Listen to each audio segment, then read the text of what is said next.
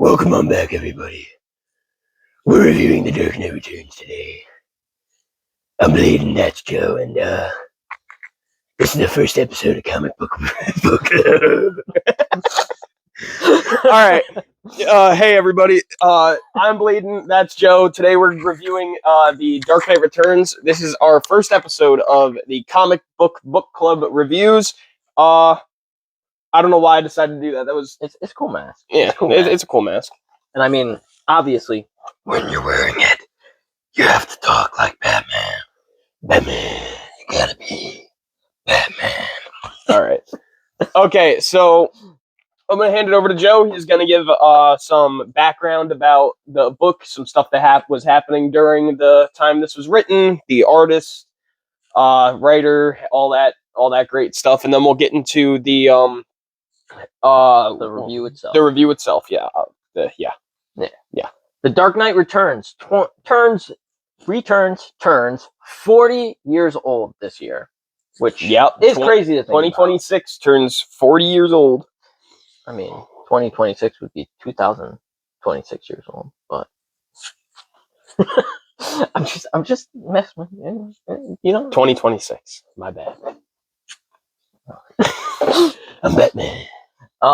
It came out in 1986 as a 4-issue comic book miniseries written by a young Frank Miller, fresh off of writing for Daredevil. It's illustrated by Miller and Klaus Janson, with colors by Lynn Varley. The 4 issues are titled separately: The Dark Knight Returns, The Dark Knight Triumphant, Hunt the Dark Knight, and The Dark Knight Falls. In pre-Flashpoint DC Multiverse, the events of The Dark Knight Returns and its associated titles are designated to occur on Earth 31. This series came out around the Adam West era of Batman. Batman was seen as silly by mainstream media, and people no longer had faith in a serious portrayal of the character. This comic came out and revitalized the character around the time of the Cold War and before the Tim Burton Batman movies. Sweet. So, yeah. It's crazy to think that it's 40 years old. Yep. So the way that we're going to do this review is we're going to go over, this is why we didn't do a quick synopsis of the book, is because we're actually going to go over all the events that happen in it. I'm going to cover the first and third issue. He's going to cover the second and fourth issue. We're going to look through my copy of The Dark Knight Returns, and we're going to basically just go over all the events that take place, and we're going to talk about it while we're doing it. Yeah. Like a book club. Yeah, it's funny that the show's named Book Club. The whole point. All right, so when we open the book, we're told about this heat wave that's hit Gotham. It's one of the hottest summers that they've had in recent history. And we see Bruce Wayne driving a race car looking for a good death. When the car spins out of control and he miraculously escapes from the crash. This page, the first page, introduces one of Frank Miller's favorite writing tools, the television screens, where we see reporters talking over events that are happening while they're happening in the book. They talk about how it's the, 15th year? I think they say 15th year since the last sighting of the Dark Knight. Due to that, Jim Gordon and Bruce Wayne are having a drink, talking about the good old days. Then Commissioner Gordon lights up a cigar and Bruce Wayne leaves. After a mention of Dick Grayson makes the interaction a little uncomfortable. He's wandering through the streets of Gotham City when he notices he's been walking towards Crime Alley. Now standing inside Crime Alley, he is approached by 2 of the Mutant Gang. The Mutant Gang is the futuristic mob that is introduced in The Dark Knight Returns. It's actually a pretty interesting look at what people back in the 80s thought the future would look like. A little bit. They got this whole different way of speaking, like Spud and I Shiv. don't mind the made-up slang terms. I actually appreciate it. Yeah, because obviously for Batman Beyond, for younger generations, the language would change. Yeah, and shift, and I like it a lot personally. Yep. Not that I would use it, but Yep.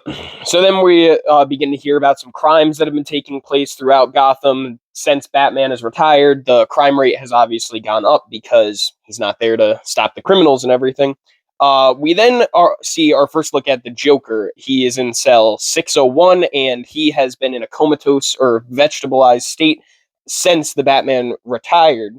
We also see Harvey Dent, who has gotten plastic surgery and therapy and now looks normal. We see him That address. always goes well. Yeah, that always goes well. We then see him address the public and say that he's going to work to redeem himself in the public eye. We see Bruce Wayne and Commissioner Gordon's thoughts on it. Gordon's a little more hesitant about trusting Harvey Dent, while Yeah. Bruce wants him to recover. I mean, Bruce funded the whole thing. It's understandable he'd want it to work. Yep. And then we see a flashback to when Bruce was younger. He obviously wakes from his sleep having that horrible bad dream of him falling into a cave and being swarmed by bats, which we actually see in Batman v Superman, which took heavy inspiration from this book. Yeah, we'll get into that part later. Yep. After this, Bruce wakes up standing in the Batcave, butt naked, and his mustache is gone, as is confirmed by Alfred. This is where we first see the Robin suit in the case. A lot of people don't realize, but this book came out before Jason Todd was actually killed in mainstream Yeah. comics. So this sort of implanted that idea into Jim Starlin's head of killing Jason Todd. How he would die. Yep. We then see a masked figure looking mysteriously like Hush, flipping Harvey Dent's old coin, talking about a job he's going to do. We also see Bruce Wayne sitting in his study after being awoken by the dream, coming out of the Batcave, and he's talking to Alfred, watching some TV. He's flipping through channels, simultaneously getting flashbacks to the night his parents were killed when he flips onto the Mark of Zorro. So does he only have like 3 channels? Because he goes from the news to the Mark of Zorro to the news back to the Mark of Zorro. I mean, you could make the argument that he's just having like almost PTSD flashbacks, and he's not actually flipping through the channels. He's flipping back to channels, or it's not even on actually, and he's just thinking it is. Yeah, he's just imagining it. He's got trauma. Yep. And then after we see all of these flashbacks, we begin to hear this voice take over Bruce Wayne, saying that he's a weak man and he can't keep him at bay. This is obviously the Batman identity of Bruce Wayne. The way that they handle it is kind of interesting in this book because it's more of a split personality, like dissociative identity disorder type of thing. I wish they would do for Bruce Banner instead.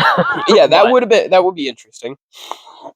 Yeah, I don't hate it in this, but it is weird. For sure. Yep. And then we obviously see the bat crash through the window, which Batman Year One also wasn't released before this book. That came out a couple of years after, which was the post-crisis origin of the Batman, also written by Frank Miller with art by David Mazzucchelli. And he alludes back to this book a lot, or I guess references this book a lot because... the Frank Miller verse obviously starts with Batman Year One, and the main Batman title starts with Batman Year One as the base origin. So it's very interesting to see how the same story can result in 2 very different versions of Batman coming about. Yeah. Then we just see Batman going through the streets kicking ass. He stops this guy from doing some pretty weird, messed up things to this elderly woman who's coming back from grocery shopping. We see this pimp beating on one of his girls in the backseat of this taxi. The taxi driver, who at first was like, take it somewhere else because he just got the car clean. Once he's given the money, he doesn't really pay much attention to it. Then we see trying to get through his day. Yeah. Then we see Batman beat the pimp to a pulp, and he actually takes the money given to the cabbie and just rips it in half right in front of him. And that's a ban. That's a lot of money. Yeah. It was a lot. Then we see Carrie Kelly for the first time, the future Robin of this book, going through an arcade with one of her friends when the mutant gang arrives out of nowhere and begin harassing the 2 girls. Thankfully, Batman shows up in the nick of time and stops any bad things from happening to these 2 teenage girls. We see him beat up the mutant gang in the arcade. A lot of them actually get electrocuted. And then we cut to a police chase, which this exact police chase was actually called back to in Batman: The Dark Knight Rises, the Christopher Nolan film. Yeah. Where we see a rookie cop and a seasoned veteran on a chase, and we obviously see the first big splash page of Batman in this book, which, I mean, come on, that's just cool. No, it is good. That's just cool. We'll touch on the art later. Yep. And then we obviously have Batman taking down these villains. We see some of the difficulties that he's having now in his old age. He's a lot heavier. He's out of shape. But in his inner monologue, we hear him say that he feels like the best he's felt in so long. And that's such an interesting look at how Bruce Wayne views Batman. It's like this empowering force that allows him to do things no ordinary human could do. Yeah. We see him take down the goons in this abandoned structure. I'm not sure what it's supposed to be. I would assume it's just supposed to be like an old building that got partially demolished or something, or like maybe a bomb went off and destroyed part of it. And he is depicted as a horror movie villain in this. He's pulling guys through the floors, hanging them from using every beams. Trick he can to not confront them. He literally says that there are like 6 ways he can get out of this situation. Doesn't he say only 2 of them wouldn't result in the guy's death? Yep, and the other 2 hurt. And then he just kicks this guy in the groin and then cripples him in front of this rookie cop. The rookie cop obviously is very like taken aback by this crazy person in a bat suit, while the seasoned veteran's like, he's being patient with you, kid. Just back off. Dude. Like, what are you doing? That's Batman. You know Batman? You've heard the stories. Yep. So this actually results in something pretty bad happening, where Batman coming back, we are revealed the Joker, who has been in this comatose state since Batman's retirement, but now it looks like he's smiling again. Batman finds his first clue linking the criminals in the car to Harvey Dent, finding his old coin in one of the criminals' pockets. We get a lot of debate throughout this book about whether Batman is a good thing or a bad thing. We see talk show hosts obviously talking about it. We see news broadcasters. There's this show called Point versus Point, where they basically just get two opposing views, and they basically argue about which one is better. We then see Commissioner Gordon in his office talking to this lawyer of the criminal who Batman crippled, and the lawyer wants the criminal to be released due to the fact that he was taken in by a rogue vigilante instead of rather than actual police force. Yep. So they complain about that too. Yep. So Gordon releases this guy without protective custody, which doesn't go too well for him. So we see Gordon give Bruce a call, and after this we see the mutant leader for the first time, who takes over the airwaves and begins talking, saying he's gonna kill Gordon and that he's not scared of Batman, and that they're gonna run the city. The design for the mutant leader kind of makes me think of King Shark from James Gunn's Suicide Squad a little bit. Yeah, a little bit. So we see the criminal that was crippled by Batman come home, and Batman begins interrogating him. He falls through his window, with lacerations all over his body. And Batman's like, I'm the only one who can save you, so you better spill, or I'm going to leave you here to bleed to death. Could just be here. Yep. Then we see Gordon turning on the bat signal for the first time in 15 years. We see Carrie Kelly's reaction to the bat signal being turned on, and the reason Gordon's turning it on isn't just to get in touch with Batman, but it's also to tell the criminals of Gotham City that he's back. Yeah. We then see Batman and Commissioner Gordon talking on the top of the GCPD about Harvey Dent and whether we think he's connected to these criminals and what's going on. We also see a lot of flashbacks to the Joker in prison, talking to, I think this is Toyman? Who is this? The fat guy in this? I always assumed it was Toyman. Toyman, but it's not supposed to be like that era of Toyman. It's supposed to be like the new Toyman kind of thing. Yep, we see him making plans with the Toyman, And then we get into the real meat of this issue, where we see Batman sitting on top of a gargoyle with a sniper rifle, using it as a grappling gun, which is pretty interesting. I guess it does make sense. He's a lot bigger now. He needs more power. He's mostly using the scope to like spot Spy, things. yeah. Like he has a reason for using it, and Batman does use guns in this comic, which I'm not against. Like Batman started out using guns. Like there's no problem with it's killing people. That's the problem. He can use in the original comics. Probably still killed plenty of people. But. Yep, but we see Harvey Dent attacking the Gotham City. Spoilers! You don't know it's Harvey Dent yet. Oh, my bad. We see this guy wrapped in bandages all over his face, going after the Gotham City 2 towers. Little problematic, especially nowadays. Yeah, but. We see Batman get a shot to the chest, and he's falling from, like, 200 stories in the air. Yeah. So he fires his grappling hook, and it hooks into the helicopter, pulling the masked man, who we don't know the identity of yet, out of the copter and slings him into a nearby building. They tumble in there, and that is where it's revealed that this is Harvey Dent. Yeah. His bandages are removed by Batman, and it's revealed that his face is perfectly fine.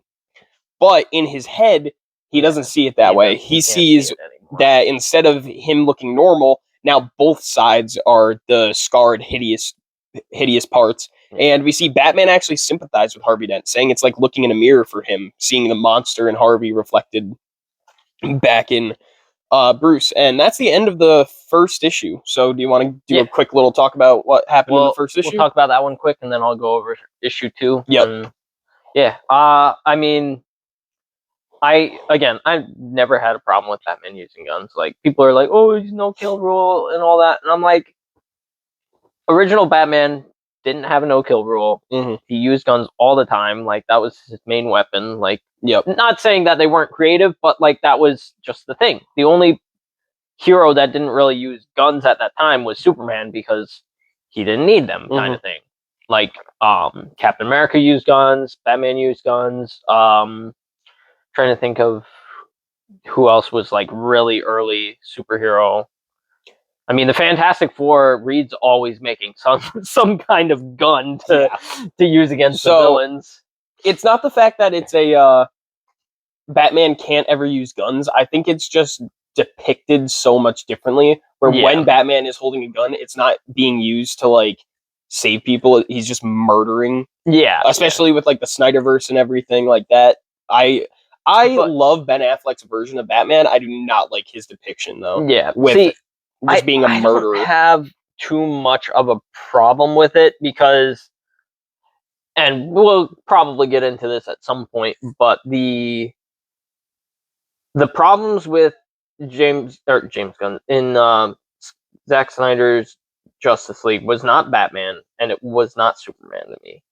Like, there's a lot of problems with it, for sure. I'm not denying that. But I think, especially when you have multiverse stuff, like, you can be like, yeah, this Batman, he's old, he doesn't care anymore. I can respect it as and he's just like, oh, if you're gonna be a criminal, like, that's it. Like, I'm done giving a crap. Like, you guys just stop doing it, or you're gonna die. Yeah, I understand the depiction of it as an Elseworld. My only problem with it is that, and this is the same problem with Superman from the Snyderverse, is that version bled into every single other version to where now it's impressive when we see Superman with a smile on his face. Like, that shouldn't be a thing. And because of the Snyderverse, I agree with that. And because of the Snyderverse and the Injustice universe, people are just so used to seeing like the most grim, dark version of these characters, and it's not who they truly are. Yeah, and I definitely understand that, but I wouldn't say that's Zack Snyder's fault. Like, I wouldn't put the Snyderverse as the main cause. I think it's people who are like, oh, Man of Steel was popular, now we got to do this, and like they see how much money it's making, even though it was already falling off by the time. Well, that's why Man of Steel was created the way it was, because they saw the success of the Dark Knight trilogy and they were like, oh, this is what people Yeah, like, so it got- do Superman. It got popular again, and people were like, okay, so, and again, I'll defend Man of Steel because I love Henry Cavill as Superman. Mhm. Like, I don't think he portrays the perfect Superman, but I do think that he portrays the perfect Snyderverse Superman. Yeah, kind of. I can agree with Like, that.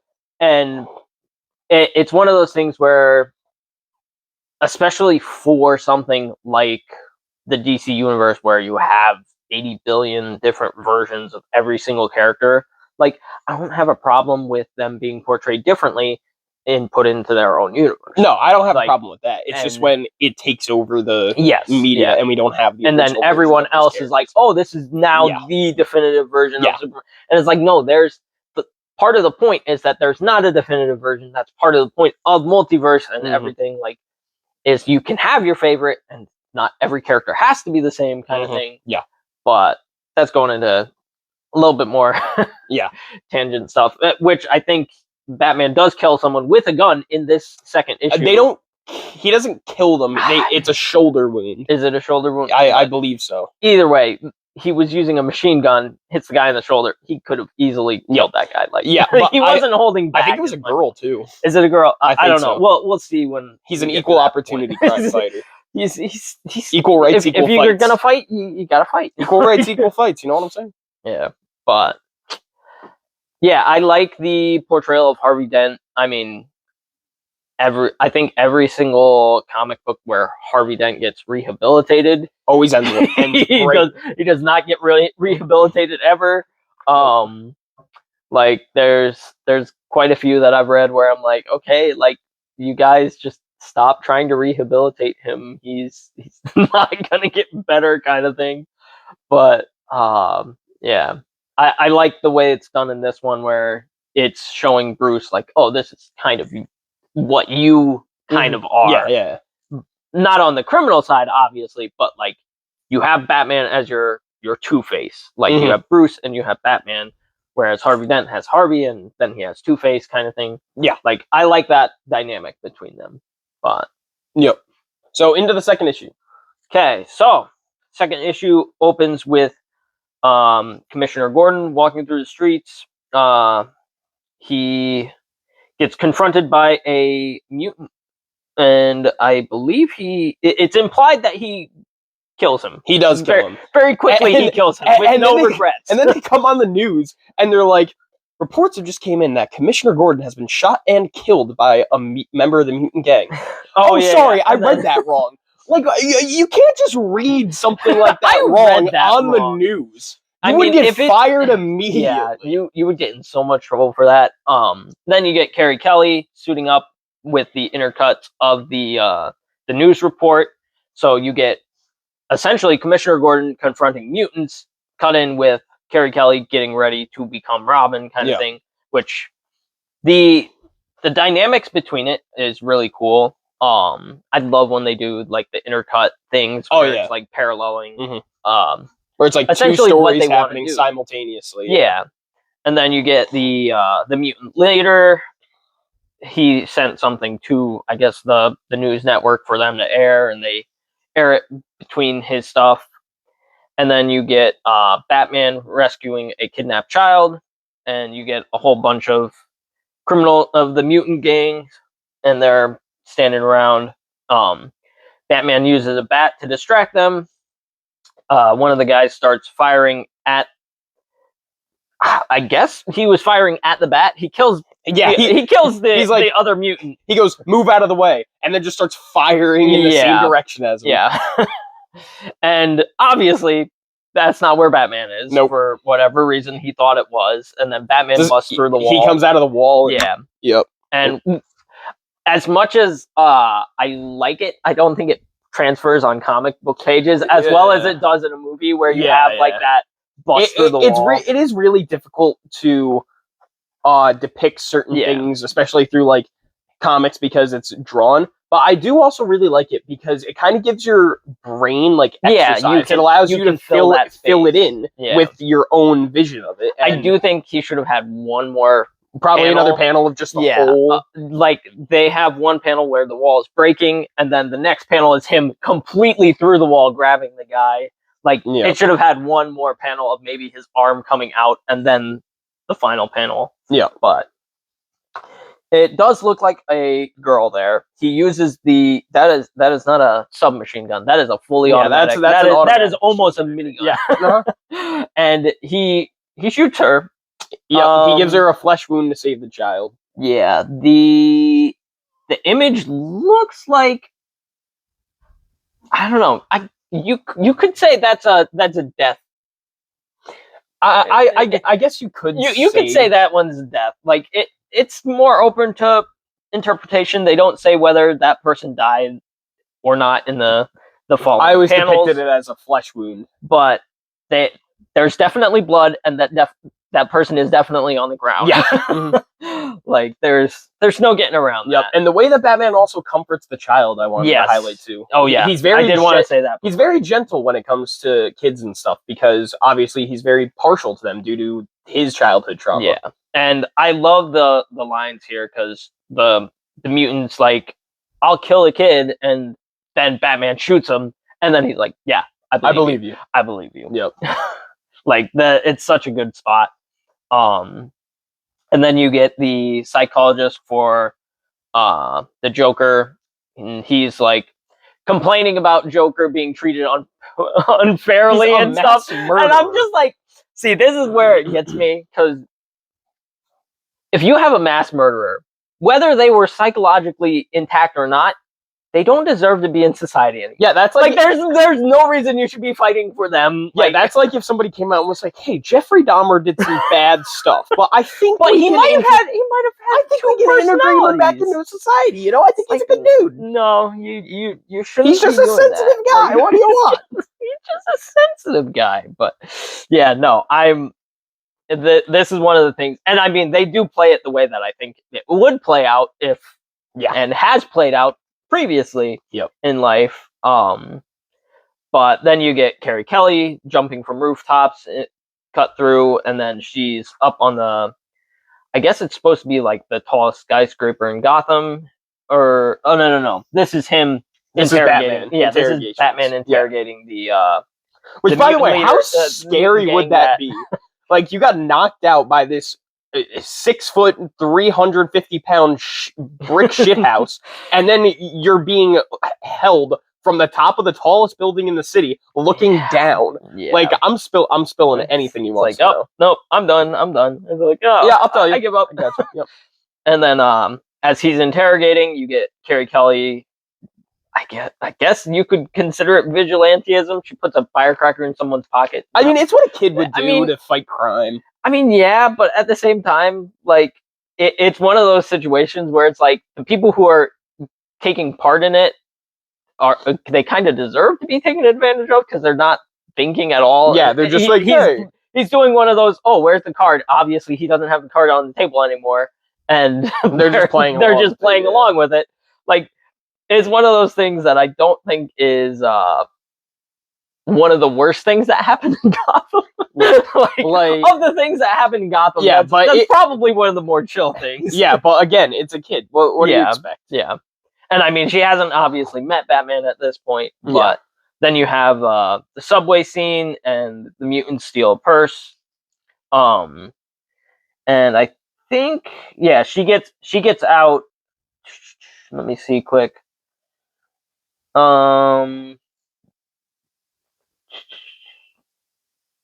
She is like, okay, I get out, and then they had put a bomb in her purse. And then this is one of the parts that frustrates me because you have that happen, and it's implied that this general, which this page here, is definitely one of the better that pages. page is sick with the American flag on it. Yeah, and the general kills himself, and they more of allude to the fact that he was supplying the mutants rather than spelling it out, which. I mean, like the way they did it in the animated film. Yeah, the animated film having an actual confrontation, like that makes more sense than him just finding the aftermath. Yeah. But then it goes back to Carrie Kelly, and she is looking for Batman specifically at this point. And it looks like they were doing a weapons trading, Like whatever, a weapons deal, yeah. weapons deal there, and I guess it's building up to Batman's confrontation in the junkyard. Yep. Then you get Commissioner Gordon and the mayor, I think. Yeah, the fat mayor. Yeah, right? Yeah. And they're talking in the sauna, and then you get Batman. Is that Gordon? driving the tank. I think that isn't Is that it his assistant or something? Oh, no, it's not Gordon. Sorry, it's I think it's on Gordon the calls him or assistant. something, right? Yeah, something like that.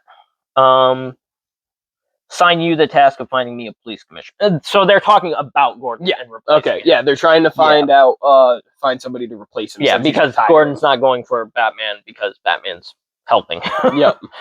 But yeah, so then you got Batman driving his tank to the junkyard. I do like that.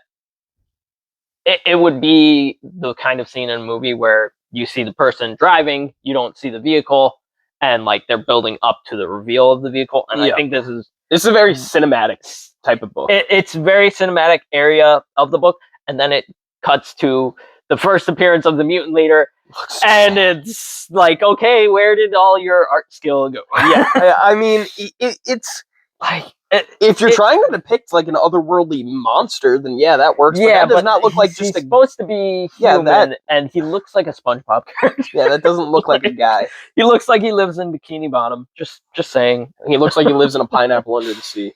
Well, I wouldn't say he looks like SpongeBob, but he definitely looks like he wants to live with SpongeBob.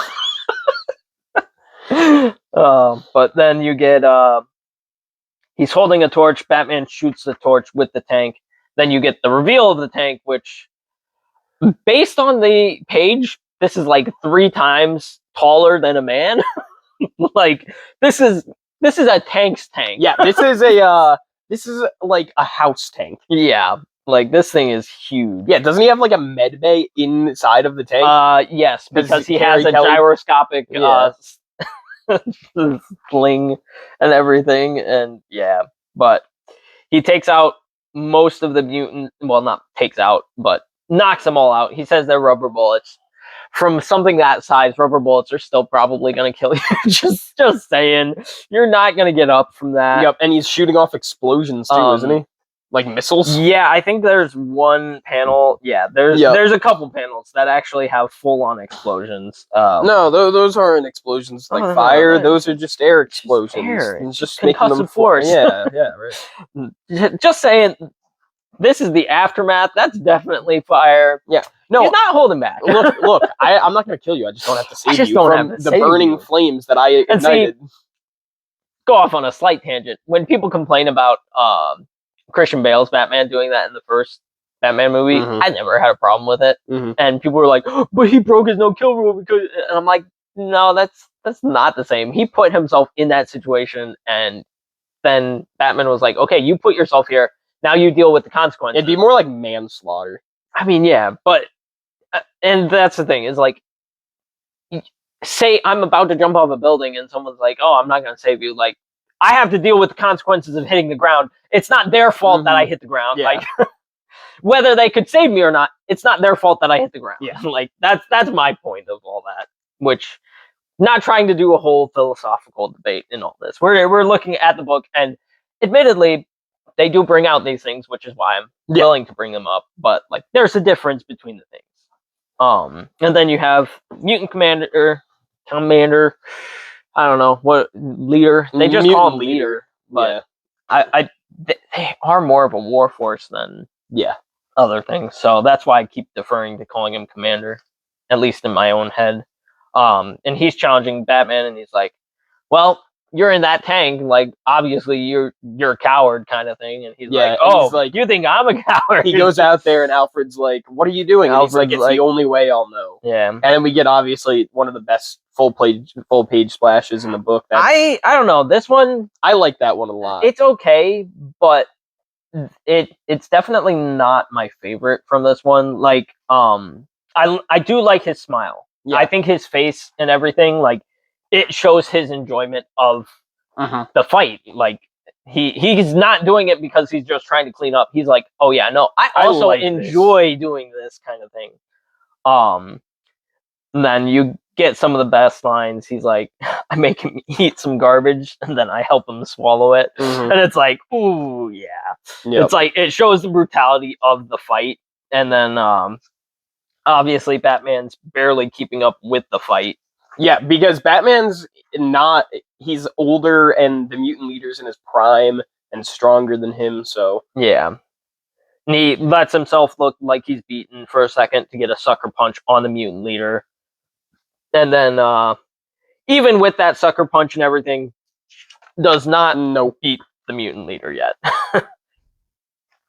And I think this is where he gets inspiration for Jason Todd's death, because you do have the crowbar, and he he literally says, "Where are you, Dick? You were always my little monkey wrench." It's like, what in the world? It's like, I don't know why that line is in there.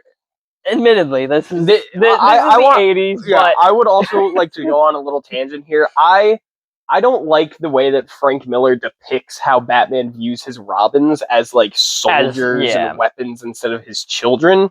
It works for this story. Yeah, this but, story, yeah. it makes sense, but other than that, Yeah. it usually Because doesn't make sense. Jason isn't a soldier. He was Bruce's son. Yeah. Dick wasn't one of his cadets. He was his adoptive son. Yeah. Like, they're not like soldiers to him. They're supposed to be like part of his family. Yeah. So, but for this storyline, it does make sense. And then Carrie Kelly stops the mutant leader from killing Batman, and then she helps him get back into the tank. And then you get the television broadcast cut through, talking of political performances of the president at the time. Talking about, what's the other thing it talks about? I thought there was one other important thing. No, they didn't really talk about anything else important there.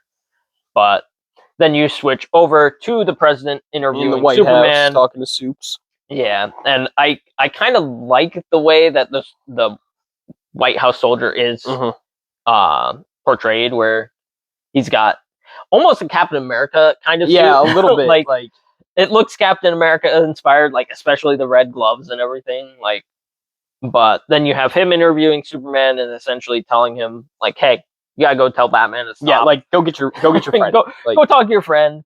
Then it gets back to Batman and Carrie Kelly in the tank, and she's set his arm and everything, showing that she has some nursing skill. Yeah, Then I think it's that her parents fought in was it Nam?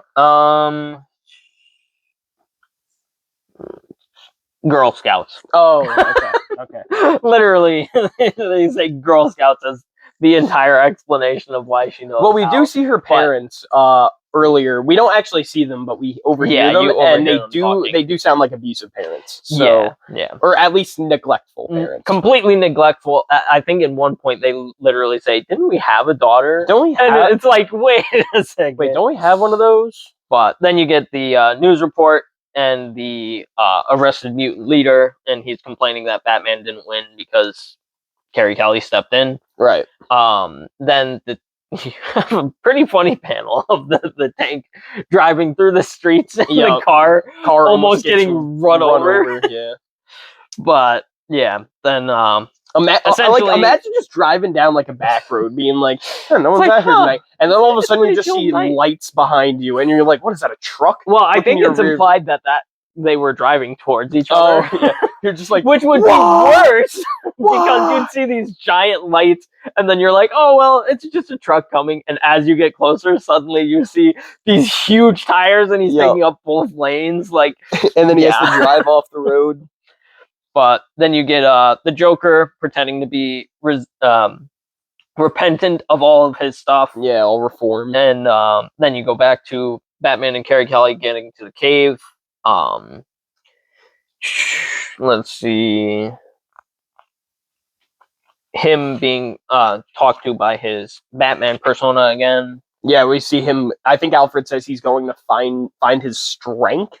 No, that happens later. Oh, it does? That's Okay. not at this point because he's just getting out of the tank at this point. Oh, all right. Yeah, he's just getting out of the tank and getting to the the Batcave. the med bay. Mhm. Then you get more news broadcast intercut through Carrie Kelly seeing the Robin suit and everything. You get criminals. Arnold Crimp. I don't know why they bring out him specifically. Trying to see if there's a specific reason.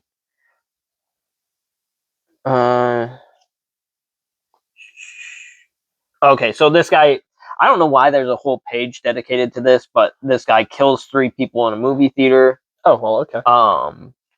And that's like all you get of him. I guess it's supposed to be showing like the low lives. Yeah, how bad Gotham's gotten. Yeah. But then it shows people who are inspired by Batman as well. Yeah, And the store clerk who helps that woman. Yeah. that one's after this next one. Yeah. There's a guy who killed someone else, and then he gets confronted by someone wearing a Batman suit, and he kills them. And then you have the store clerk who saves the woman getting robbed. Yeah. Which obviously he did it bad.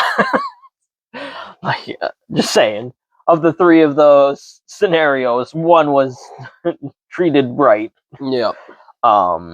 Then you get Commissioner Gordon,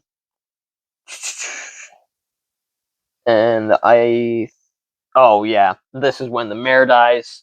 Oh yeah, where he gets his head shot. I for some reason I missed the part where he was walking with the mayor. Yeah, where the mayor gets his head ripped off by the mutant leader. Yeah, well, implied that he gets his head ripped off. They don't really say for sure.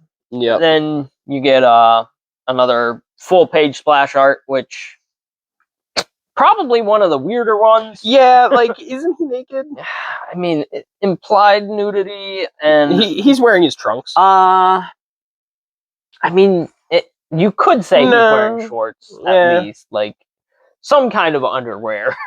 Hopefully, because otherwise, that's a pretty weird position to put yourself in.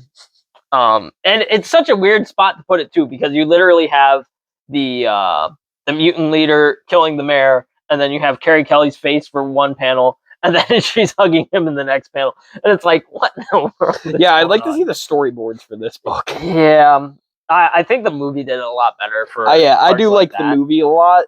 I love the 2-parter. Oh yeah, Dark Knight Returns. I mean, movie. It ends up being what, 3 hours when you put both parts together. Yeah. So it's really more of one movie, just not for the time. Yeah. But then you get the news talking about the mayor being dead and everything.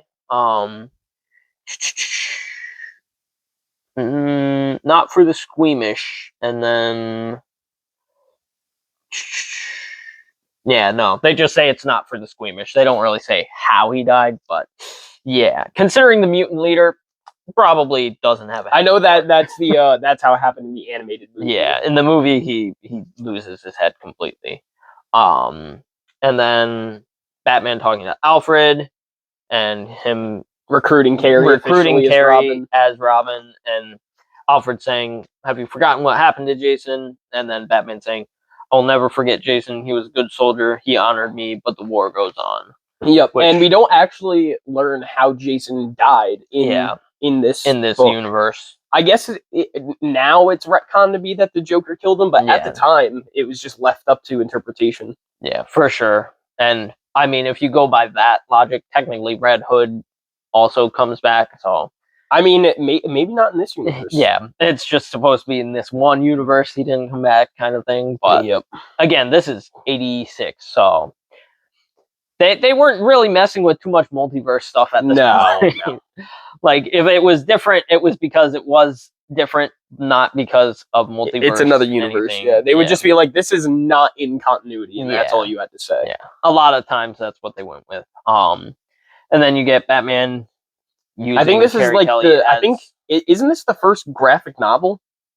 Well, it was released as 4 issues, and then No, later I know, but I released think as it's a the graphic first novel. novel to be published like this for comics. It might be. I'd have to look up. We'll look it but, up when we're done going over the book. Yeah, I'll look it up maybe while you're doing the next issue, or you could look it up while I'm doing this one. Though I think there's only like Yeah, I couple think there's pages only a left, couple more pages. so I'll do it when you're getting back.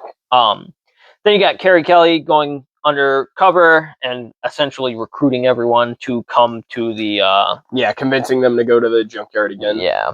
Well, it's not the junkyard. It's like the sewer system right outside of GPD. I think it is the junkyard. It just has that feed into it. I'm pretty sure. Yeah, I don't know, maybe, but he gets there straight from the GCPD. Yeah. So I think he follows the sewer Um, system to it. yeah, and then Gordon talking to the replacement commissioner, Ellen and- Yindel, Yeah, who is against vigilantes. yeah, and then they go, and he's essentially like, I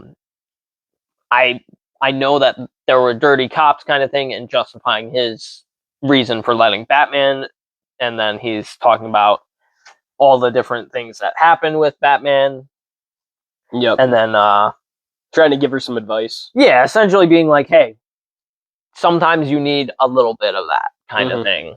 And then Batlight goes up for the second time. I mean, the bat signal. The bat whatever. signal. Yeah, I think Goes this up is for the the second second time. time it goes up. Yeah. And then they essentially discuss, hey, you're gonna let him go, kind of thing. Then he lets him go, and he comes out The of mutant the leader. the mutant leader. He comes out of the sewers, and then Batman tackles him as he's exiting the pipe, resulting in the fight that, man, it's so good. Yeah, this is a really good fight.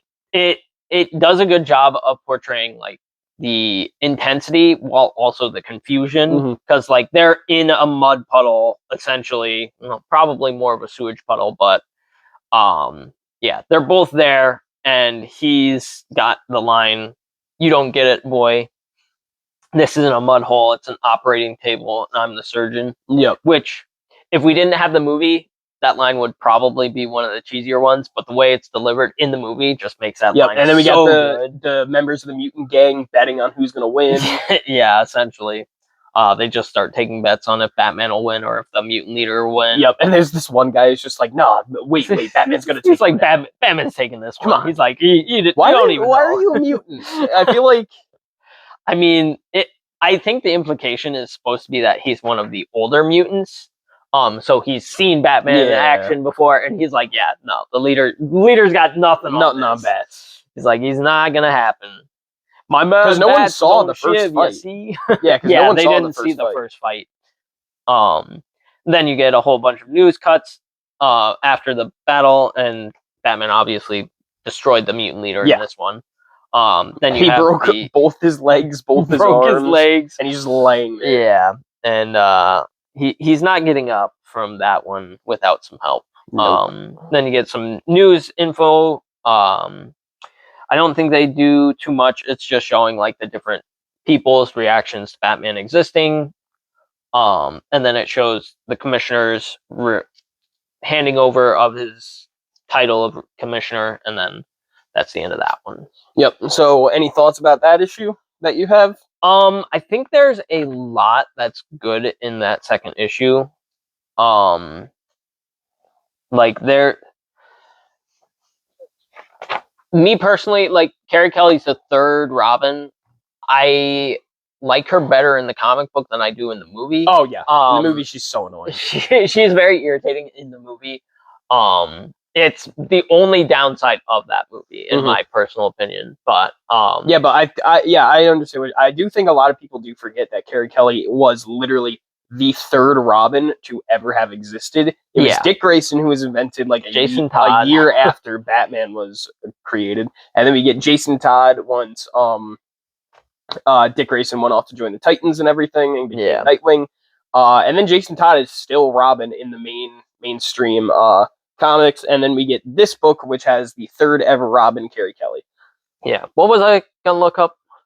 Oh. I completely forgot what I was gonna look up. Well, Maybe we'll put a note Yeah, above. maybe. and we'll- I can't believe we. I know what we were talking Yeah, about, but I don't remember what we were talking I don't about. remember what we were gonna look up, but yeah, no. I just wanted to bring up Carrie Kelly. She's much better in the comics than she is in the movie. The For movie sure. didn't do her very well. But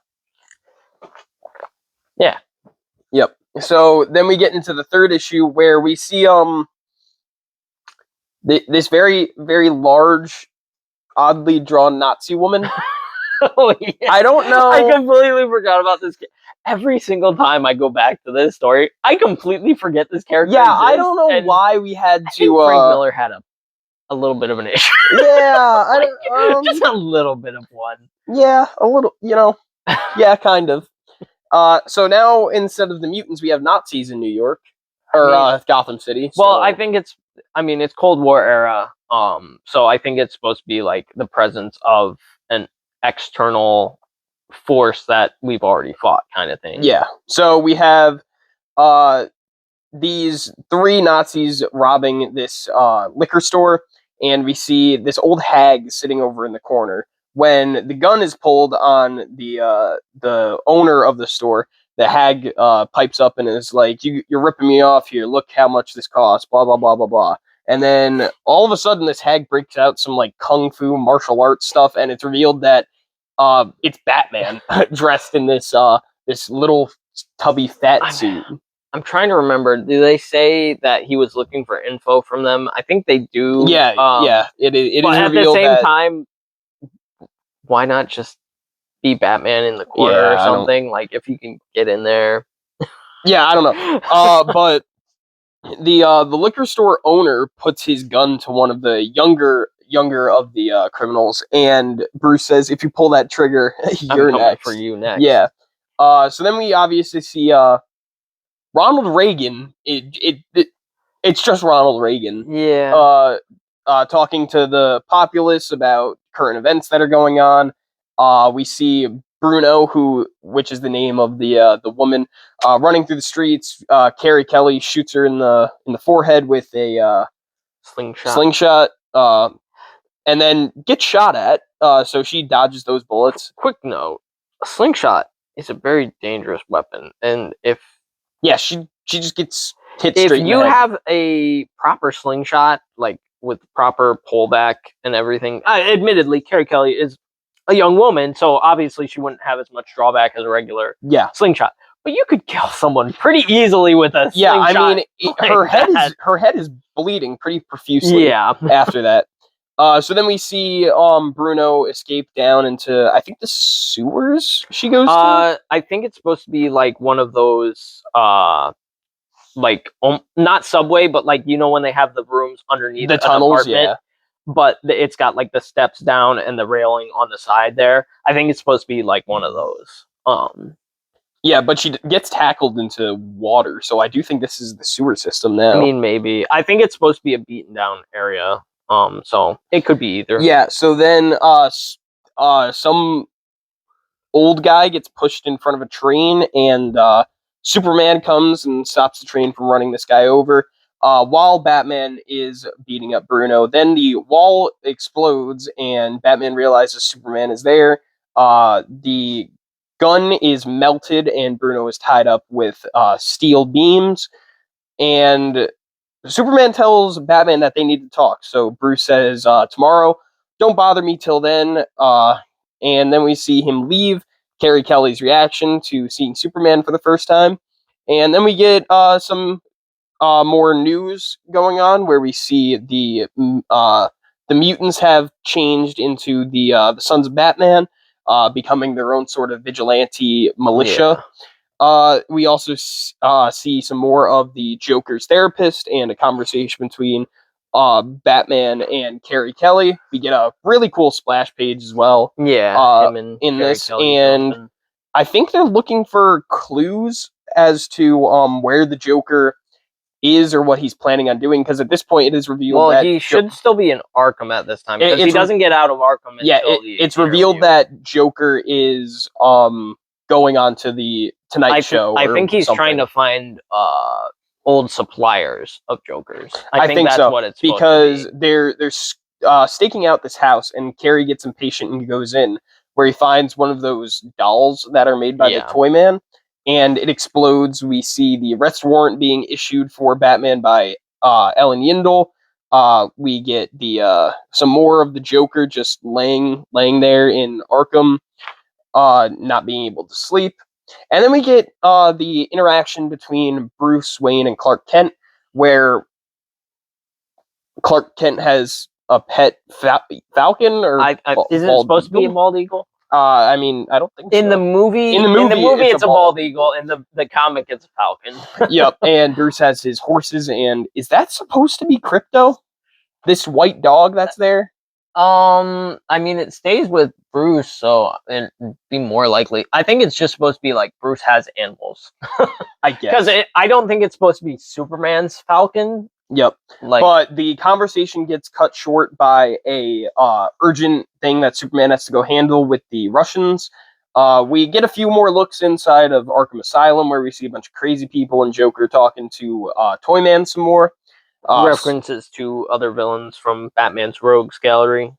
Yep, and then we see the lead up to Joker's appearance on the television, where he is getting his makeup put on. We see Ellen Yindel staking, the new commissioner, staking out the news building. We see Carrie Kelly and the friend from earlier talking, where she has to ditch her friend, and it is a little weird where the friend does have a right to be a little concerned, where Carrie just gets out of school, and then there's this old guy in a limousine who's telling her to get into the car. I would be a little worried for my friend, too. Yeah, it would be very suspicious. Yep. And then we see Batman's in his helicopter in stealth mode, sneaking up on the building where the news broadcast is being put out of the Joker, trying to get in and stop the Joker from doing whatever he's doing. A fight ensues between the Dark Knight and the police. They stop him from stopping the Joker, killing everyone inside everyone of in the newsroom. Everyone in the newsroom. Starting with the Joker's therapist when he shatters a mug and slits his throat. Yeah. That's that's pretty dark. Yeah. I'm curious if the Joker movie took inspiration from that. I feel like it had to, like, because that scene definitely feels similar. It's obviously not the same, but yeah, it definitely feels similar. Yep. And then Joker releases laughing gas inside of the building, killing everyone inside. We see Batman escape from the police, knowing that he was unsuccessful in stopping Joker. And then we see Superman going over and fighting in a war. He lifts a tank up over his head. He's stopping some people from doing some bad things. And then we get one of the creepiest scenes in this comic, where we see Joker confronting Selina Kyle. Yeah. And I guess using Poison Ivy's lipstick, because he kisses her and then she's like mind controlled. That was always my headcanon. It was like a Poison Ivy. I think she makes reference to Poison Ivy later, but it's not spelled out that it is Poison Ivy stuff. If I remember correctly, she's just like, yeah, I had no choice, and it's like, yeah, but it doesn't spell it out the way it should. Yeah, but the premise is that Selina Kyle runs like escort service, and she has one of her girls looking over a senator tonight, or is it a senator? Yes, I think it's a senator or governor. Governor. And basically tells him to kill himself. So he jumps off of the building wearing an American flag wrapped around his naked body, and he falls to the ground and dies. So then we see this investigator coming up to Officer Ellen Yindel, talking to her about the case. When he leaves, Commissioner Yindel, and when the investigator leaves, we see the same person walk up to Commissioner Yindel, and she realizes, I was just talking to Batman. I think the funniest part is that her initial thought is that the first guy was Batman. Just imagine if Batman pulled a double. Batman was the second guy, and she goes and tackles the first guy, and he just walks. Yeah. So then Batman and Robin both escape, and we see Superman still fighting this big battle we see Batman and Robin sneaking up into Batman and Robin sneaking into Selena Kyle's penthouse apartment, where we see Selena beaten and wearing a Wonder Woman costume while tied up. Frank Miller's got some issues. Yeah, man. I don't. A very dark story. Yeah. Yep. So we see Bruce embrace Selena, and then Robin and Batman run off to go and find the Joker. They're hang gliding through the city, and that's pretty cool. Carrie almost falls and dies. That's not very cool. And we still have Superman fighting this battle.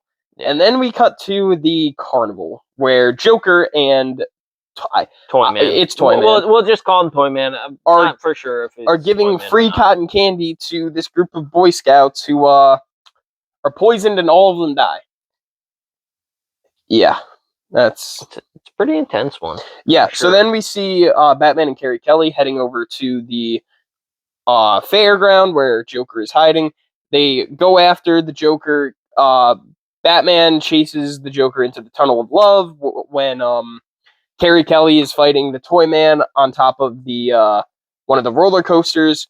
Toyman attacks her and is then decapitated by getting stuck on one of the motor systems. Yep. So then we have into the mirror house. So Joker runs into the room of mirrors with a hostage. Right. The mirror rooms first before he gets to the Tunnel of Love. Yep. And Bruce saves this kid by throwing a batarang directly into Joker's eyeball. Yep. He's given up on holding back. Yeah.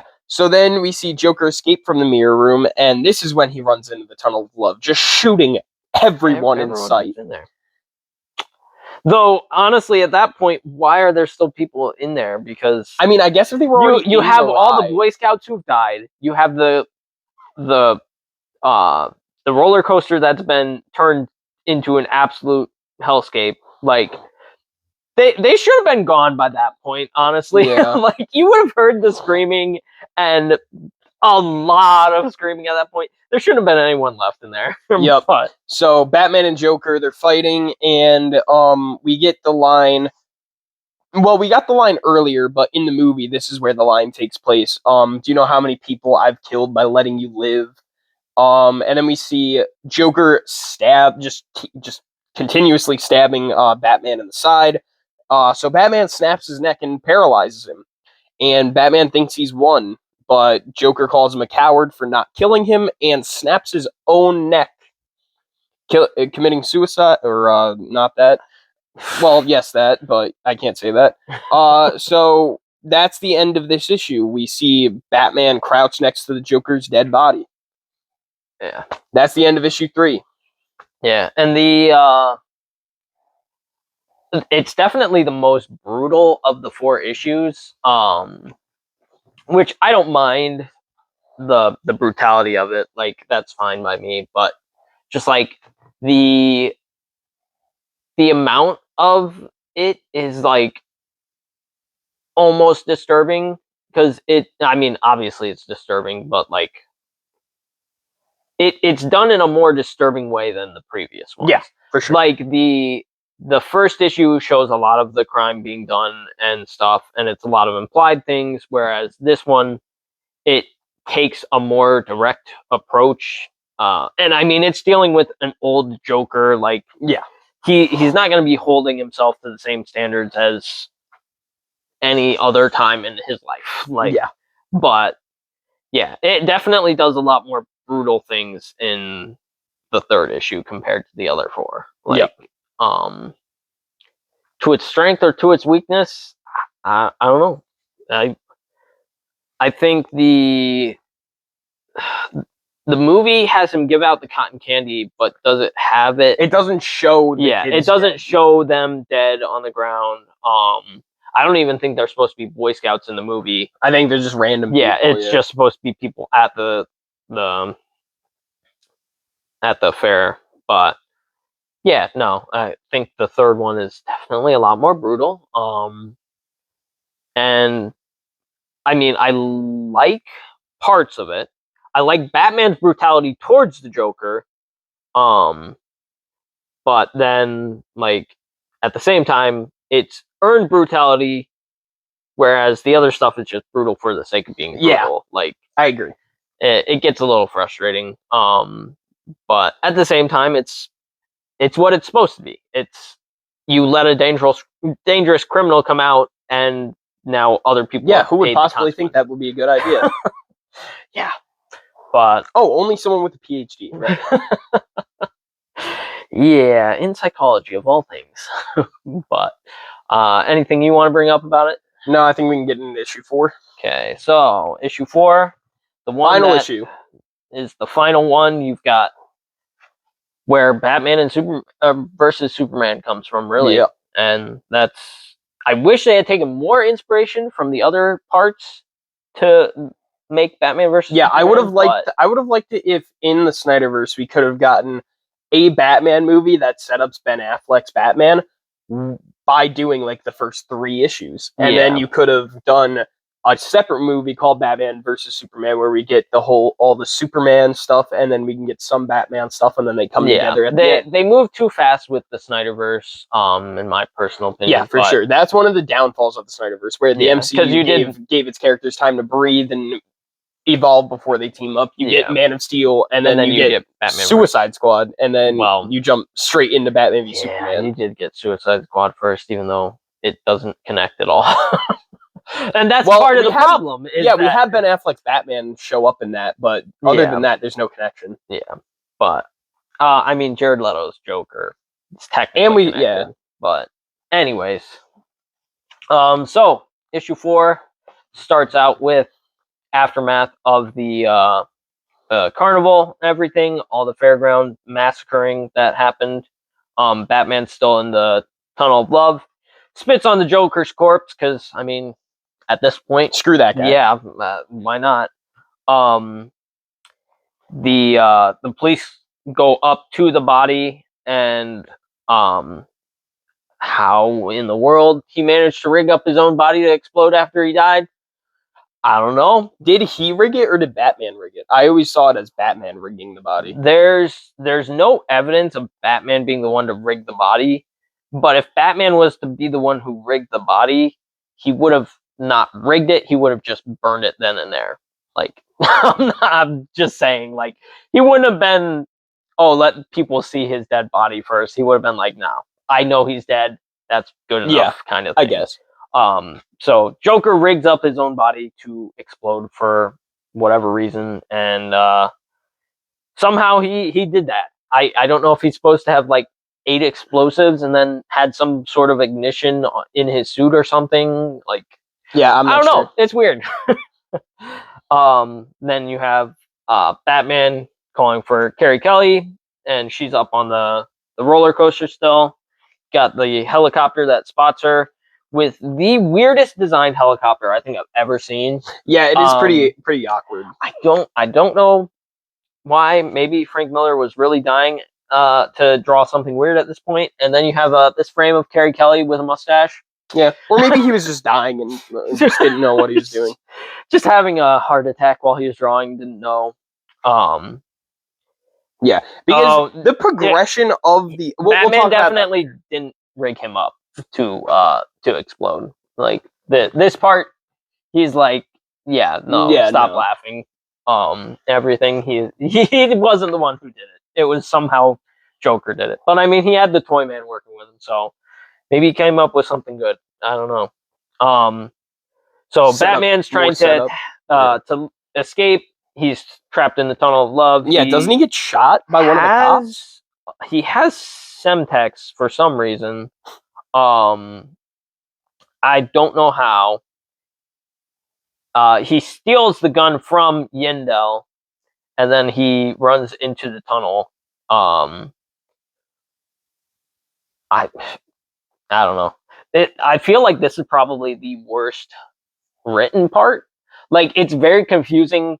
Yeah, how it happens, especially with how much the art changed. It's very weird to put things together and try and like go through this. It cuts through one part. You have Joker's body explode or catch on fire, and then Batman throws something, and then something explodes, and it's like, what? I don't know what's happening in these first couple pages. But Carrie Kelly gets on the helicopter. I think it's the police helicopter, but again, it's really hard to tell what's going on in this.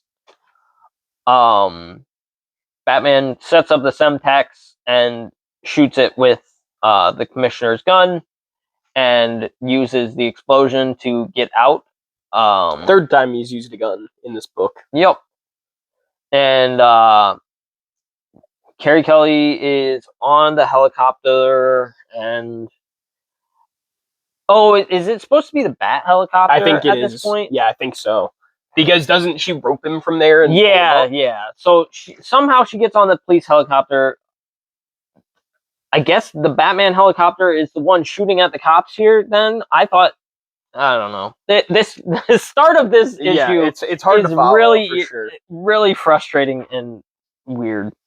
But she gets him with a lasso, I guess, rather than.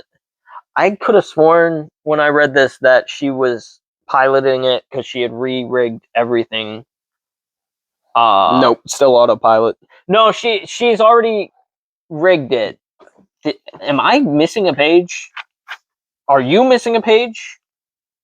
I'm not missing a page. There's no numbers on these pages, but maybe we didn't touch on it. Maybe it happened in the first issue where she no. When did she re-rig? I think it's just autopilot. Helicopter? No, because she uses her slang to control it.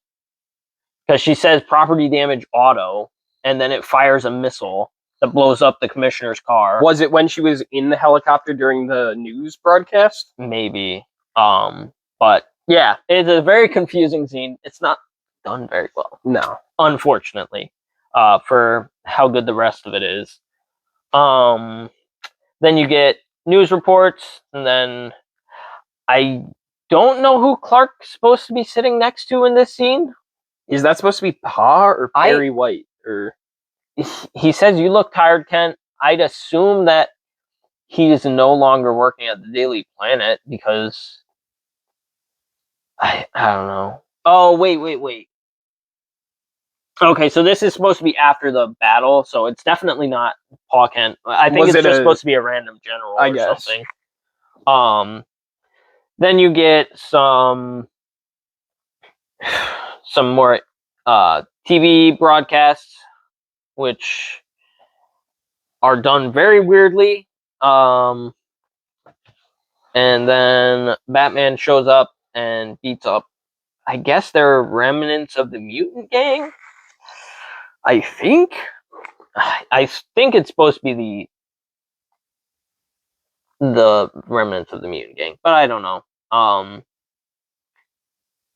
I think he's supposed to be getting stabbed again, or wait, is this supposed to be Batman here? And this is what I'm talking about, because he's apparently getting surgery right now from Alfred, but then they also have this scene where he is attacking someone who is it supposed to be another copycat? Maybe, but it's not explained. Yeah, no. It's another one of those things where it's like it's not done well. But yeah, so then they have more of the Sons of Batman, or whatever their gang is called. And then you have probably the weirdest looking human in the book. Why is his forehead so big? He's huge. Yeah, he took a lot of I guess you could call it creative liberties with how he drew people for especially towards issue. The end. Because at the beginning, everything looks really well it's really consistent. But by the time we get to the fourth issue, it's all so loose, and it's like it becomes a lot more crazy, and like I don't know, it's weird. And I think this is supposed to be the puppet guy, Scarface.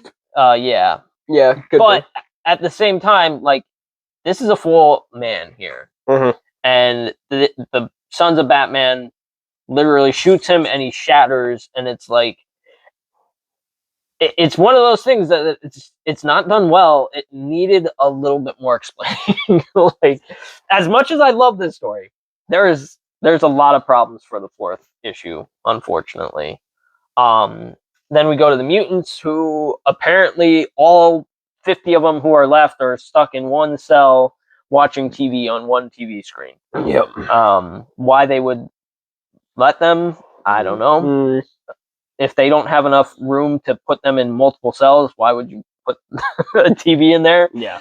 Just saying, there's better things to put your money to than that. And then you go back to Superman, and Superman is alerted that a Soviet missile is coming, and so he goes to stop that. Is it a nuke? Is it supposed to be a nuke? I think it is supposed to be a nuke simply because of the EMP blast that happens. Yeah, it's and we get a nuclear winter in Gotham. So yeah, which it is the next, I think, 5 panels or pages. Is Superman stopping is this Superman nuke? just stopping this nuke? And then we see Bruce getting patched up and everything. The nuke goes off, and all the news station goes out, and then the Batman's awake, and Alfred's like, yeah, no, he's still alive. The bomb goes off. You get written interviews, I guess, since he can't use TV interviews anymore. And then Batman puts back on the cowl and everything, and he's like, yeah, I know what's gonna happen. He's like, yeah, after order is gone, he's like, yeah, we have to do something. And then you get all the initial, I guess, chaos of a nuke going off, and there's a plane crashing and everything. The mutants, I guess these mutants want to be Sons of Batman at this point. I don't know, because they threaten this officer, but they don't kill him. And then they... Oh, no, they do kill him. These ones are actually mutants. And then you get the plane crashing into a building. I don't know if it's supposed to be one of the buildings we had before or anything. He crashes into the See, that's what I was thinking, but obviously this came before that, so I don't know. Frank Miller called it. Frank Miller might have known something was going on. The Sons of Batman are like planning on purging Gotham by killing anyone who's doing crime at this point, and Batman shows up and is like on horseback, and he's like, yeah, no, we're not here to kill people, we're here to bring the order back, because if we don't, everyone will die. So then you have Commissioner Gordon, and he's trying to find Sarah, I assume his wife. Sarah. Yeah, I couldn't remember if his wife was named Sarah or if they were trying to reference a second daughter or something. No, so in Batman Year One, Jim Gordon is married to Barbara Gordon, the mother of James and Barbara later. But in that story, James Gordon cheats on Barbara with Sarah Essen. So I guess later in life, Sarah and Jim get together. I guess something like that.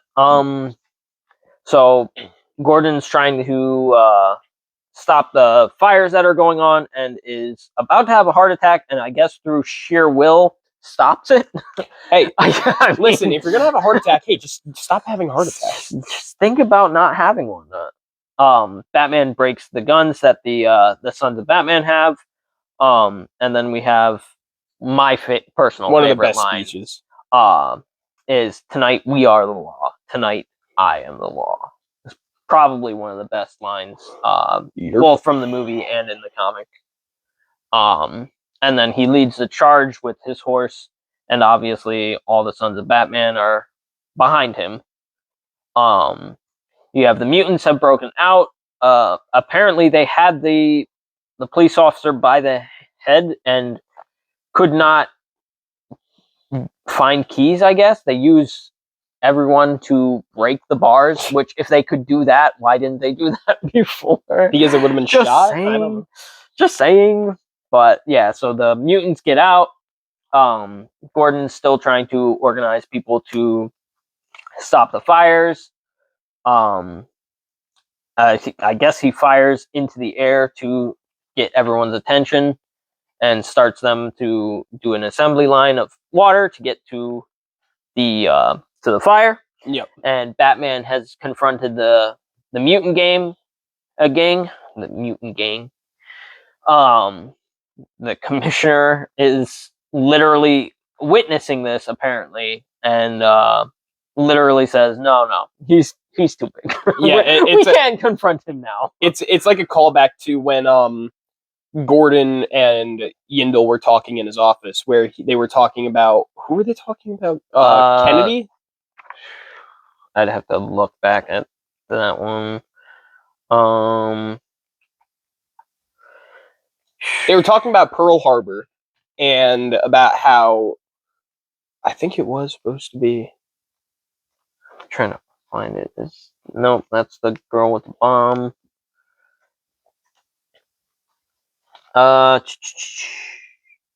No. Yeah, it doesn't matter that much. It's not a big deal. It's just a callback to that scene. Then we go back to Superman in the aftermath of the nuke, and where he's skin and bone. You actually get some pretty decent art for this issue, which I mean later on it gets better again. But I love this frame. Oh yeah. It doesn't make me think of Superman, but like it's such a good frame, even though it's creepy. Yeah, for sure. And then he gets struck by lightning somehow, I guess. Well, the nuclear storm, yeah. Yeah. And then he hits the ground, absorbs all the life from the planet around him, and slowly comes back to, I guess, full strength. He just inflates, I guess. Yeah, he blows himself back up and into Superman. And then I forgot this happened. Apparently, Sarah falls from the roof. And I assume does not make it. Well, okay. I forgot that happened. Yeah, I don't remember that much either. And then you have, I guess it's supposed to be interview style. It's supposed to be a street preacher, talking about everything that's going on. Yeah. Then you go, I think this is supposed to be a lawyer talking to the street preacher. I don't know. It's done very confusingly for most of this, which frustrates me to no end because the rest of it's done really well. Yeah, and it keeps it very straight through most of it, and then it just gets really weird at the end. And then someone shoots. Well, the one guy tries to shoot the preacher on the streets, and the gun goes off and kills someone who was standing nearby.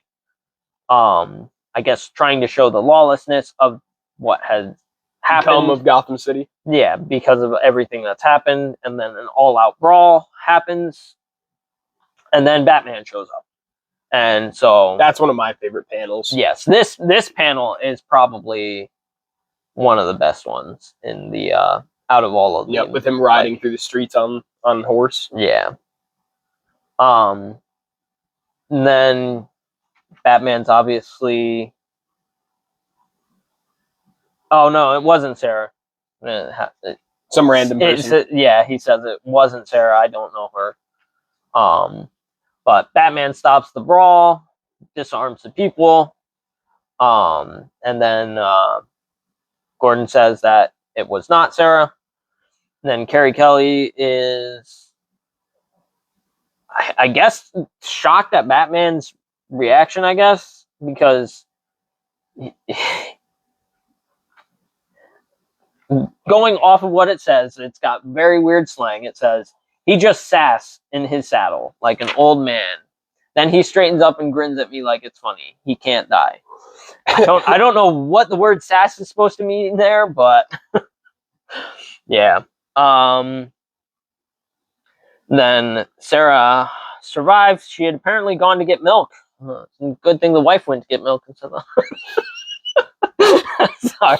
And the funny part is, I think the reason Jim was out was to go shopping. Yeah, as I well. think so. So. Jim's out. So Jim comes Jim's home out from shopping, shopping. forgets something, goes back out to shop, and then Sarah realizes they need milk, so she goes shopping too. Do they not have cell phones now, or? Well, I mean, a nuke just went off, don't you? Oh, right. right. The nuke went off, and she was like, "I gotta go get I gotta milk. get milk. I gotta go get milk." But yeah, it's done very strangely. This one, I don't know what this is supposed to be. I assume that's supposed to be the president. Yeah. But it does not look like Ronald Reagan anymore, and he's on a mobility scooter that looks like a weird tank. I don't know. I think that's what Frank Miller thought the future would look like. I don't know. It's just, the president gets a mobility scooter to sit in. Yeah. He Professor X's. Yeah, I guess something like that. You get news reports, which shouldn't be going on because people still don't have power yet. No, the people. Oh Can't see no! that. The power came back on. Oh, it's it does. just- Yeah. Yeah, but the power is backup very generators kick in. Yeah. the power is very limited. So they still have news reports, but it's Yeah, very they only limited have power. news. There's not the one other channel that's constantly playing Zorro. Yeah. It's just the one channel now. Then you have all the nuclear winter stuff. Then you get Oliver Queen introduced. which Missing an arm. He has no arm. He's old man, older than Bruce looks like, honestly. Old man Oliver. But yeah, so Bruce talks to him, tries to get him there to help him out with running Gotham, I guess. I thought the implication was that Bruce needed him to help take down Superman. Yeah, he does, but like his initial talk here is like, I need you to run Gotham if it doesn't go well, kind of thing. Mm-hmm. So it wasn't so much that he was only recruiting him to help him take out Superman. It was, if I die trying to take out Superman, it's up to you, kind of thing. Yep. But yeah, so then they go through and you get Superman laser beams from the sky. I don't know why he wouldn't just show up to ask, but he burns Ware into the ground. And then Batman says Crime Alley is where they'll do it. He gets all sort of padding on and everything. You Armored get up, yeah. the pearls from Zack Snyder's. I guess this is the main inspiration for the pearl scene there. Yep, for sure. But just flashbacks to Batman's parents. You get news cuts and intercut there. And then Bruce has kryptonite, which he doesn't say, but this one you won't believe, Clark. My best trick, obviously, talking about kryptonite. Yep. The fight begins, and then Carrie Kelly is told to stick with Green Arrow, Oliver Queen, for those who don't know, maybe. And then you have Batman getting ready for Superman to fly in. And 6 Hunter missiles go for Superman just to start it off. I mean, just send the missiles. I don't know why you would start with missiles won't do damage before he's weakened by kryptonite, but he uses it. He isn't damaged by them at all, obviously, and then he just throws his tank. He throws his tank. Carrie Kelly's in the tank. Yep, it's a decoy. Yeah, and Superman. I love that line. Isn't tonight a school night? Obviously, no schools are open at this point, but see, and as much as I love it, it cuts literally. Isn't it a school night? The next frame is him standing in front of Superman, and it's like, I guess that works, but it's frustrating.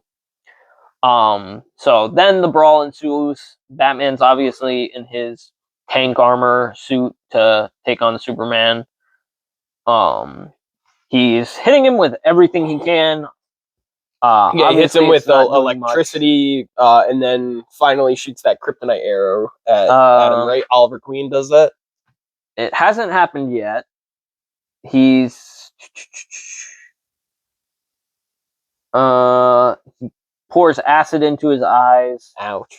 and then Green Arrow hits him with the kryptonite arrow. Blind him first, yeah. Yeah, and so the whole fight up until that point apparently goes 1, 2, 3, 4 pages until he gets hit by kryptonite. So I guess that's a pretty decent fight amount before he even gets to kryptonite. I mean, And then yeah. he essentially shows that with the kryptonite he could have beat Superman, and then he fakes his own death. Yep, and then we see the And aftermath then you of his get death. aftermath of that. You get the news talking about how Batman died and Bruce Wayne was Batman. Yep. And doesn't Alfred die? Oh yeah, and then Alfred passes away After the manor is exploded. I guess he rigged it to explode it himself, and then Alfred dies while they. Well, I mean, I would He expect it. blows He's like up. 102. I mean, yeah, no, he's extremely old at that point. The fact that he was still alive is always impressive to me, but They won't let that guy die. then Superman hears Batman's heartbeat, showing that he's still alive.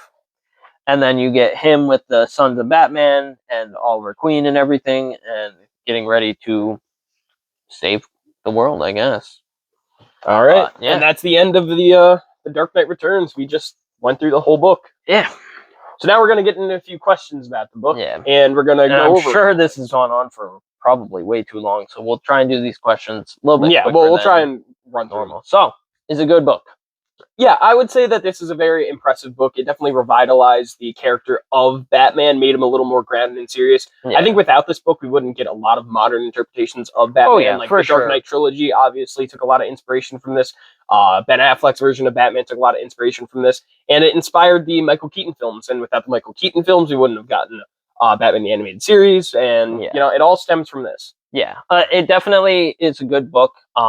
And I mean, the first 3 issues are fine. Like, there's not too many issues with them, and then the 4th issue is like, it feels All like over the place. Yeah. he knew what he wanted to do, but didn't know how to do it. Yeah. It feels like he could have maybe added another issue, made it 5 issues 5 instead of 4. issues instead of 4. And it probably would have been but- better, but Yeah, no, a lot happens even just in the first 5 pages that it's like, wait, what's going on? What just happened? But yeah, no, overall, it's pretty good.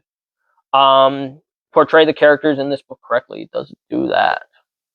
I feel yes, except for Superman. I don't think Superman will become a government stooge. Yeah. But overall, I think yes, the characters all are done justice in this book. I think I agree with you. I think all the characters, even Oliver Queen showing up at the end, like, Makes sense, yeah. yeah, all the characters are done very well except Superman. And like, I understand partially why he was doing it, where Superman is literally being used to stop wars and stuff, but at the same time I was like, yeah, but that's not who Superman is. Yeah. Whether the government would want him to do that or not, obviously, is a different issue. Yeah. But Mhm. specifically, Superman wouldn't have been doing it. But yeah. Does it change how people see the characters? It definitely does. For this one. It changes how people saw the character in just pop culture. Like, before this, it was the '60s show, and then that was pretty much the biggest thing Batman had until Yeah. this book came out and showed people that there is a merit to a darker, grittier type of Batman. Yeah, for sure. And it bleeds over even into Marvel, in my personal opinion. Like, Yeah, this book definitely marks the end of an era for comic books. Yeah. It moves them into a darker sort of age, which was very prominent in the 80s and 90s. Yeah, for sure. And like, for Batman specifically, I touched on it at the start. Like, the era right before this was Adam West. Yeah. Like, so you had a very silly, It's a stark contrast. almost slapstick Batman, and then you had Dark Knight Returns. Like, Yeah. So it definitely changed a lot of the character. And then yeah, from what we got from it, like some good stuff, some bad. What inspirations do things take from it, such as movies or shows? Obviously, The Dark Knight Returns. Yeah, this is something that I think every single interpretation of Batman since it came out has taken a little bit from. Yeah. The thing that comes to mind first is definitely the Snyder films. Yeah, They definitely Batman took a lot versus of Superman inspiration is from this, but definitely yeah, but even things heavily inspired. like the Dark Knight trilogy, they definitely took a lot of inspiration from. Yeah, this for book. sure. But like the one that took the most inspiration from it was definitely Batman versus Superman. Yeah, but for I sure. wish they had taken more inspiration from Yep. it to make a better movie. But yeah, overall, I mean, Christian Bale's Batman obviously has a lot from this era. I think the Joker movie itself took stuff from this book. Yeah, like, with the interview scene. yeah, and so like yeah, this has had an impact on so many different things. And then yeah, it's changed a lot of both the shows, the movies, everything that came after it. For sure. Did you enjoy reading the book? I did. This was it's not a breeze to get through. It definitely is. It reminds me of early Marvel, where there's a lot of boxes, a lot of words. Yeah, The certain parts, the panels sort of blend together, and it's hard to follow. But I did enjoy reading the book. I thought it was a very nice change of pace from other comics. It did give you a lot of information really fast, which I did kind of not like, kind of did like. Yeah, It's like a very mixed bag with this book. But there's overall, a lot of exposition, but it's also a 4-issue planned to be standalone Mhm. series. Like, so overall, I would say yes, I enjoyed it, but then that last issue is probably the hardest one to get through. Yeah, which is probably. frustrating because it's the final climactic battle, Mhm. and it's like it's very hard to get through the final part. Yeah. So I enjoyed reading it, but yeah, and that final issue is rough. But any hot takes? I don't really have a hot take about this book. I mean, I don't know how hot of a take, but yeah, that final issue is majorly confusing, and I guess part of a hot take would be I do like the way he puts the slang in there and makes up his own slang to ground the world, I guess. Yeah. But yeah, it's not so out of place that you can't tell what they're saying, except for when she says sass, which I still don't understand what she was trying to say there. But yeah, no, overall, pretty good. Yeah. So. Anything else you want to add? No, I think I've brought up everything. I mean, I like the format of where we're breaking it off per issue so we can talk about things. But yeah, overall, I don't think there was anything else I wanted to add. All right, me neither. Okay. You want to hand me the mask real quick? Sign it out. Give us a Give you a sign out real quick. Batman sign off. Well, that was the Dark Knight Returns. Let me just. Okay, I'm not doing this. Okay, well, bad choice. Well, we just finished reviewing the Dark Knight Returns on our first episode of the Comic Book Club. We're going to try and put 2 of these out a month. Maybe 1, depending on how it does depend on how busy we get with other shows that we have on here. Obviously, our main priority is the MCU retrospective, but this I thought was just a nice, refreshing change of pace for people who maybe aren't as into movies and want to hear more about our thoughts on the actual comic books. Yeah. So I thought this would be a fun idea, and we're gonna keep Civil going. War next? Yeah, we're the next book we're gonna be doing is Civil War. We won't be doing a lot of the tie-ins, just sort of the main story. Yeah. Main graphic novel kind of things, like Fear Itself, World War Hulk and Planet Hulk and stuff like that. Yeah, like, we're not gonna be going into like 50, 60 issue runs. I mean, we might, but it's not. If not we do that, that'll be separate and it'll be broken up over time. Yeah.